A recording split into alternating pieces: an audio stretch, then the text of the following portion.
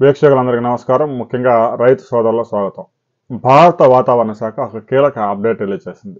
శుక్రవారం సాయంత్రం ఈ అప్డేట్ వచ్చింది. దిత్వా తుఫాను ప్రభావం పూర్తిగా పోయినా దాని ప్రభావం ఇంకా స్వల్పంగా కొనసాగుతూ ఉంది.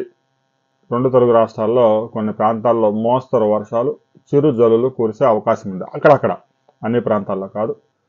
అయితే ఇక ముఖ్యంగా రైతు సోదరులు ఎవరైతే ప్యాడీ హార్వెస్ట్ చేసుకుంటున్నారో వాళ్ళంతా హార్వెస్టింగ్ చేసుకోవచ్చు. ఇప్పటికే ఈ తుఫాను కారణంగా దాదాపుగా 9 రోజులుగా రైతులంతా హార్వెస్టింగ్ చేసుకోవడానికి సాధ్యం కాలేదు. హార్వెస్టింగ్ మిషన్లు కూడా విపరీతంగా రేట్లు పెంచి కూర్చున్నారు. రైతులంతా ఒకేసారి హార్వెస్టింగ్కి డిమాండ్ చేయడంతో ఇక రైతులు తుఫాను గండం అయితే తప్పింది. దాదాపుగా ఏదో నెల్లూరు జిల్లాని, చిత్తూరు జిల్లాని ముంచింది. అయితే ఆ ప్రాంతంలో ప్యాడీ హార్వెస్ట్ పెద్దగా ఇప్పుడే రాలేదు కాబట్టి రైతులు స్వల్ప నష్టంతో బయటపడ్డారు. ఇక రాబోయే 24 అవర్స్లో ప్రకాశం, నెల్లూరు, చిత్తూరు జిల్లాల్లో అక్కడక్కడ మోస్తరు వర్షాలు, ఉమ్మడి గుంటూరు జిల్లా, కృష్ణా జిల్లా, ఉభయ గోదావరి జిల్లాల్లో కొన్ని ప్రాంతాల్లో చిరుజల్లులు పడే అవకాశం ఉంది. తెలంగాణలోని ఉమ్మడి ఖమ్మం జిల్లా, ఉమ్మడి నల్గొండ జిల్లా, మహబూబ్ నగర్ జిల్లా, సంగారెడ్డి జిల్లాల్లో కొన్ని ప్రాంతాల్లో చిరు జల్లులు నమోదయ్యే అవకాశం ఉంది. చలి తీవ్రత కూడా విపరీతంగా పెరిగింది.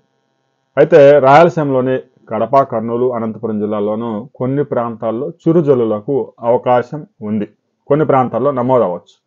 అయితే వాతావరణం దాదాపుగా పొడిగా ఉంటుంది. 1-2 ప్రాంతాల్లో మాత్రమే చిరు జల్లులు కురిసే అవకాశం ఉందని భారత వాతావరణ శాఖ తాజాగా రిపోర్ట్లో వివరించింది. ఈరోజు మధ్యాహ్నానికి మరో రిపోర్ట్ రాబోతా ఉంది. ఆ రిపోర్ట్ వివరాలతో మరోసారి మనం కలుసుకుందాం.